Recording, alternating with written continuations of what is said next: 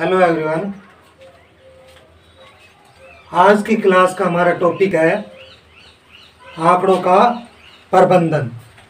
आंकड़ों का प्रबंधन। तो आंकड़ों के प्रबंधन में सबसे पहले हमारे पास आता है कि आंकड़े होते क्या हैं, आंकड़े कहें किन्हें।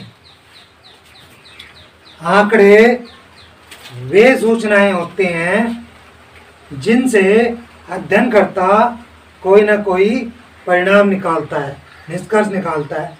जैसे हम क्लास में टेस्ट लेते हैं बच्चों का, तो वो टेस्ट इसीलिए लिया जाता है कि कौन बच्चा किस लेवल का है। अगर हम टेस्ट ना लें, यानी आंकड़े उनकी सूचनाएं इकट्ठी ना करें, तो हमें कैसे पता चलेगा कि वो बच्चे किस लेवल के हैं।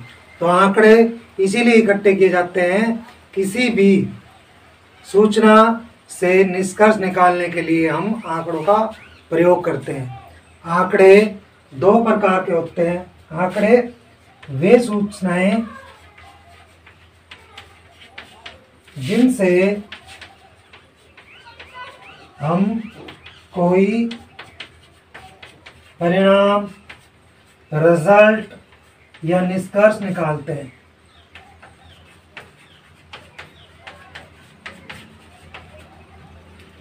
उसके बाद होता है आंकड़े कितने प्रकार के होते हैं। तो आंकड़े दो प्रकार के होते हैं। नंबर एक, प्राथमिक आंकड़े। प्राथमिक आंकड़े वे आंकड़े होते हैं जो अध्ययनकर्ता स्वयं इकट्ठे करता है। यानी मान लो मेरी क्लास का टेस्ट मैं ले रहा हूँ और मैं गणित पढ़ा रहा हूँ, तो गणित के जो रिजल्ट बना या जो मैंने पेपर टेस्ट लिख के नंबर लिए, उनका प्रयोग अगर मैं करता हूँ तो मेरे लिए वो प्राथमिक आंकड़े। तो अध्ययनकर्ता जब स्वयं आंकड़े इकट्ठे करता है, यानी वो कलेक्ट करता है, तो उन आंकड़ों को हम प्राथमिक आंकड़े कहते हैं, क्योंकि वो खुद उनको प्रयोग कर रहा है। दूसरे नंबर पे होता है गौण आंकड़े, यानी सेकेंडरी डाटा। तो गौण आंकड़े वे आंकड़े होते हैं जो आंकड़े इकट्ठे तो कोई करता है लेकिन उनका प्रयोग दूसरा करता है। यानी जब अध्ययनकर्ता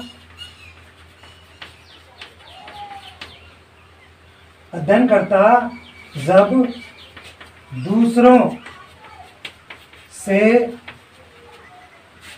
इकट्ठे किए गए आंकड़ों का प्रयोग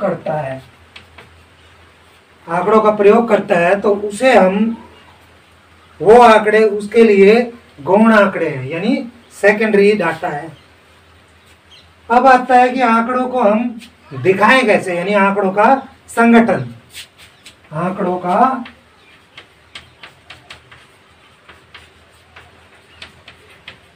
संगठन, आंकड़ों को दिखाएं कैसे।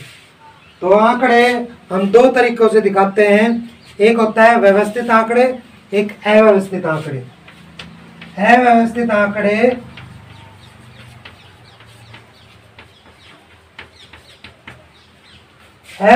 आंकड़े वो आंकड़े होते हैं जैसे हम उनको इकट्ठा करते हैं और उनको वैसे के वैसे रख लेते हैं। जैसे हमने मान लो क्लास में टेस्ट ले रहे हैं और किसी बच्चे ने, जैसे 3 रोल नंबर वाले बच्चे ने पहले पेपर कर लिया, 4 वाले ने बाद में किया, उसके बाद मान लो 50 रोल नंबर ने किया, उसके बाद मान लो 26 रोल नंबर ने किया। तो इसी तरह हम पेपर ऊपर नीचे लगाते चले जाएं, तो इन आंकड़ों को हम अव्यवस्थित आंकड़े कहेंगे। यानी वो किसी भी पैटर्न में नहीं लगे हैं, किसी भी पैटर्न में नहीं लगे हैं।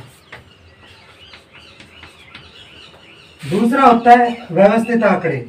अव्यवस्थित आंकड़े के जैसे मान लो 3 रोल नंबर के 50 नंबर, 50 के 20 नंबर, और 26 के 10 नंबर, ये है व्यवस्थित आंकड़े। दूसरा होता है व्यवस्थित आंकड़े।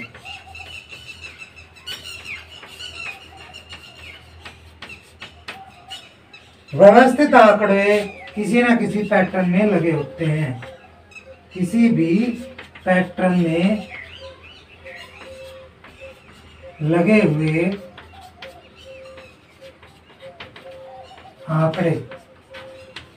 जैसे एक उदाहरण हम घर का ही लेते हैं कि जैसे कपड़े सब धोते हैं और वो ले जाकर हम सूखने के बाद अंदर ले जाकर रखते हैं, तो इकट्ठे एक ढेर है, वो है व्यवस्थित आंकड़ों का है। लेकिन जब हम उनको अलग अलग अपने अलमारी के खाने में अलग अलग रख देते हैं, तो व्यवस्थित आंकड़े हैं, यानी पैटर्न में लगे हुए हैं। ठीक है। उसके बाद आता है हमारे पास कि आंकड़ों का हम करें क्या। आंकड़े हम इकट्ठे करते हैं, फिर उनका हम क्या नाम है व्यवस्थित भी करते हैं, तो उनका क्या करें। तो सबसे पहले व्यवस्थित आंकड़े में हम उन्हें सारणीबद्ध रूप में लिखते हैं। सारणीबद्ध रूप या बारंबारता सारणी, बारंबारता सारणी। अब बारंबारता सारणी किसे कहें। बारंबारता का मतलब होता है कि कोई आंकड़ा कितनी बार आ रहा है, कोई आंकड़ा कितनी बार आ रहा है, तो उसको हम सारणीबद्ध रूप में लिखते हैं। जैसे मान लो कि हम ऊंचाइयां लिख रहे हैं 5 बच्चों की, तो उसको हम सारणीबद्ध रूप में लिखें कि पहले बच्चे की ऊंचाई 85 सेंटीमीटर, दूसरे की 10 सेंटीमीटर 90 सेंटीमीटर, तीसरे की 100 सेंटीमीटर, चौथे की 80 सेंटीमीटर और पांचवे की 60 सेंटीमीटर। तो ये सारणीबद्ध रूप है। इसी प्रकार से बारंबारता सारणी बनती है। बारंबारता सारणी में हम क्या करते हैं कि डाटा को देखते हैं, हम कोई भी आंकड़ा कितनी बार रिपीट हो रहा है उतनी बार उसको गिन के लिखते हैं। तो उसके बाद हमारे पास है परिसर, आंकड़ों का परिसर। आंकड़ों का परिसर का मतलब होता है कि जो आंकड़े हमें दिए हुए हैं उनमें सबसे बड़ा आंकड़ा, सबसे बड़ा आंकड़ा और माइनस में सबसे छोटा आंकड़ा, ये परिसर है। ये हम इस तरह निकालेंगे। अब परिसर का मतलब ये माने कि भाई उन डाटा का प्रसार कहाँ तक फैला हुआ है, यानी हम नंबर जब हम कहते हैं कि भाई हमारी क्लास में नंबर कहाँ कितने से लेकर कितने तक आए, तो किसी बच्चे के मान लो 5 आए, किसी के 50 आए, तो उनका जो परिसर है वो 50 - 5 यानी 45 तक उनका परिसर है। उसके बाद है हमारे पास औसत। औसत हो, मध्यमान हो या माध्य हो। औसत, मध्यमान, माध्य एक ही बात है। उनको हम कैसे निकालते हैं कि जितने भी आंकड़े हैं सभी प्रेक्षणों यानी आंकड़ों का योग बटे प्रेक्षणों की संख्या, सभी प्रेक्षणों की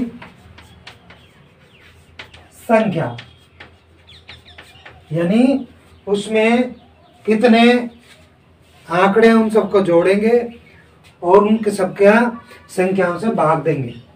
उसके बाद आता है मिलान चिन्ह। मिलान चिन्ह हम मान लो हमें 5 को दिखाना है बारंबारता को, तो हम ऐसे करेंगे और ये 5, और मान लो हमें 10 दिखाना है या 11 दिखाना है, तो 1 2 3 4 5, 1 2 3 4 5 और 1 11, यानी 4 लाइनें ही खींचनी है और 5वीं लाइन हम क्रॉस खींचेंगे। तो ये समझ आ गया होगा। अब इन्हीं पर आधारित कुछ क्वेश्चन करते हैं हम। जैसे हमारा पहला क्वेश्चन है, जैसे हमारा पहला क्वेश्चन है कि अपनी कक्षा के किन्हीं 10 विद्यार्थियों की ऊंचाइयों का परिसर ज्ञात कीजिए। तो मान लेते हैं हम कि 93 centimetre, 90 centimetre, 85 centimetre, 87 centimetre, 98 centimetre, 102 centimetre, 103 centimetre, कुछ भी मान लेते हैं ये। तो 3, 3, 6, 7 और 105 सेंटीमीटर और 88 सेंटीमीटर और 108 सेंटीमीटर मान लेते हैं। ये 10 बच्चों की ऊंचाई है। अब इसका हमें परिसर ज्ञात करना है। तो परिसर अभी बताया था, सबसे बड़ा आंकड़ा यानी सबसे बड़ा जो हमारा आंकड़ा है इनमें से, उसमें से सबसे छोटा आंकड़ा, इसको हमें माइनस करना है, सब्ट्रैक्ट करना है। तो सबसे बड़ा आंकड़ा जब हम देखते हैं तो इसमें 108 है और सबसे छोटा जो है वो 85 है। तो इसको हम सब्ट्रैक्ट करेंगे तो हमारे पास 23 सेंटीमीटर इसका परिसर है। कितना है? 23 सेंटीमीटर। उसके बाद दूसरा है कि एक कक्षा के एक मूल्यांकन में प्राप्त किए गए निम्न अंकों को एक सारणीबद्ध रूप में लिखिए। तो सारणी बनानी है तो दूसरे क्वेश्चन को हम इस तरह करेंगे, इधर अंक और इधर विद्यार्थियों की संख्या।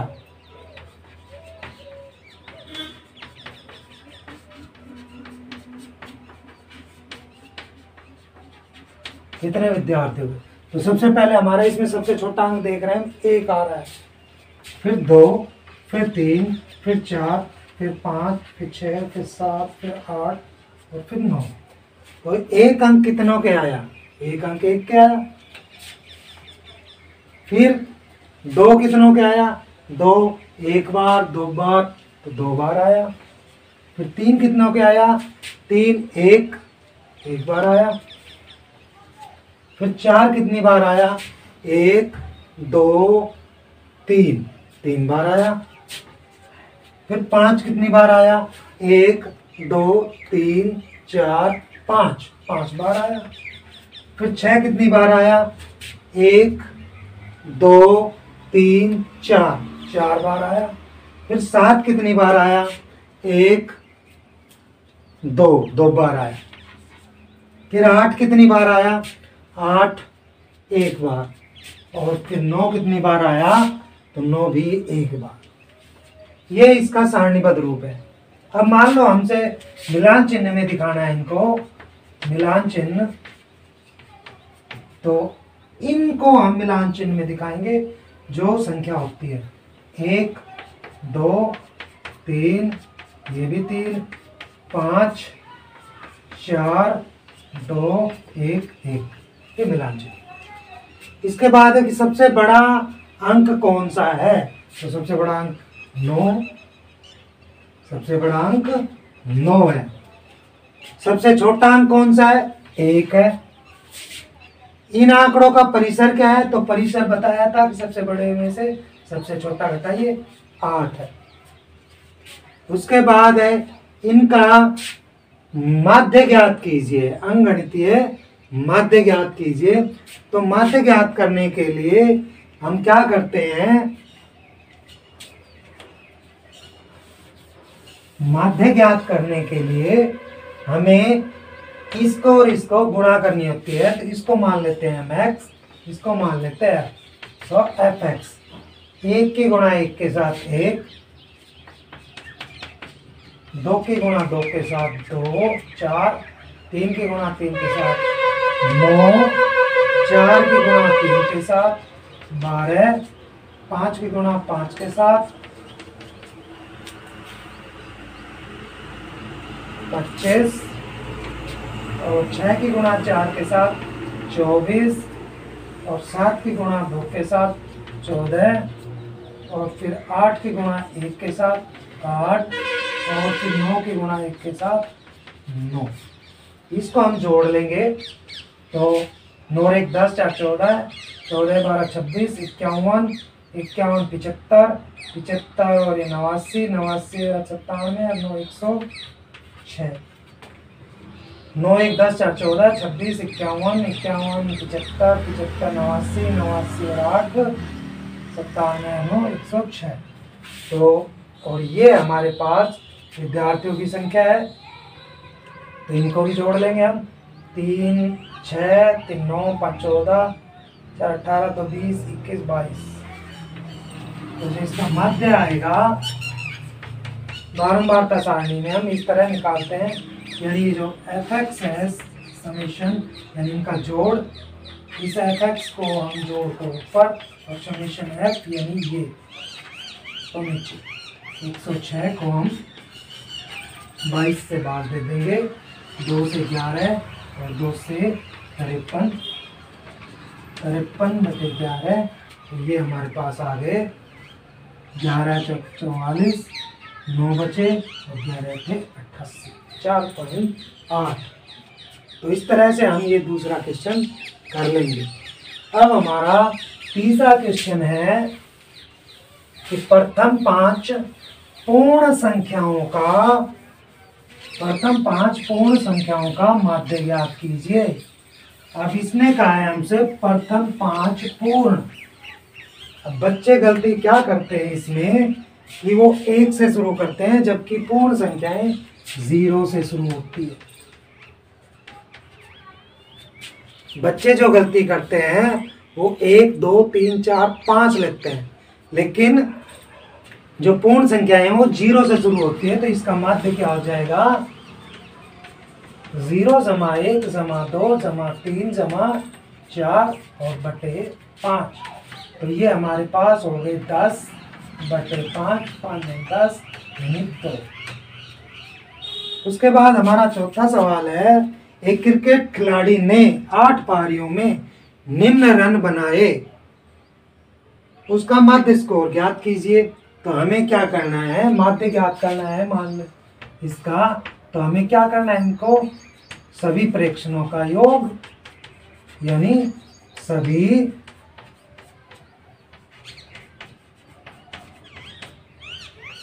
प्रेक्षणों का योग बटे उनकी संख्या। तो सभी प्रेक्षणों का योग यानी इन सबको जोड़ लेंगे हम। तो ये हमारे पास है 58 + 76 + 40 + 35 + 46 + 50 + 0 + 100 और टोटल है ये कितने? 8। तो यहाँ से हम इनको जोड़ते हैं। तो 8 × 6 = 14 और 5 × 19 = 25 और फिर 0 25 का 5 2 7 7 × 14 14 18 3 21 25 और 5 30 3 हाथ से लगेगी इसमें 4। तो ये इससे हम भाग देंगे 8 5 40 और ना जाने की 0। तो ये हमारे पास हो गया 50.6।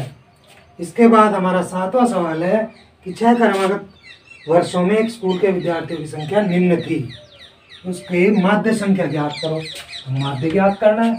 माध्य इसमें भी हमें सभी प्रेक्षणों का योग बटे उनकी संख्या, यानी 1555 जमा 1670 जमा 1750 जमा 2013 जमा 2540 जमा 2820 और बटे कितने? 6। इनका जोड़ करते हैं हम। 5 3 8 8 का 8, उसके बाद 5 7 12 17 18 4 22 और 2 24 2 2 5 7 6 13 20 5 25 और 8 33 3 1 4 5 6 और 6 12। 6 से इसको भाग दे देंगे। 6 × 6 6 × 2 12 और ना जाने की 0, 6 5 30 और 6 48, 2008। अब हमारा पांचवा सवाल है, निम्न सारणी को देखिए और फिर इन प्रश्नों के उत्तर दीजिए। खिलाड़ी ए, खेल ए में उसने 14 अंक लिए, खेल 2 में 16, खेल 3 में 10 और खेल 4 में 10। बी ने इस तरह और सी ने एक खेला ही नहीं है। तो कहता है कि प्रत्येक खेल में ए द्वारा अर्जित अंकों का माध्य ज्ञात करो। तो ए द्वारा अर्जित अंकों का माध्य बराबर सभी प्रेक्षणों का योग, सभी प्रेक्षणों का योग बटे उनकी संख्या। तो सभी प्रेक्षण हमारे पास 4 हैं ये, तो इन चारों का योग।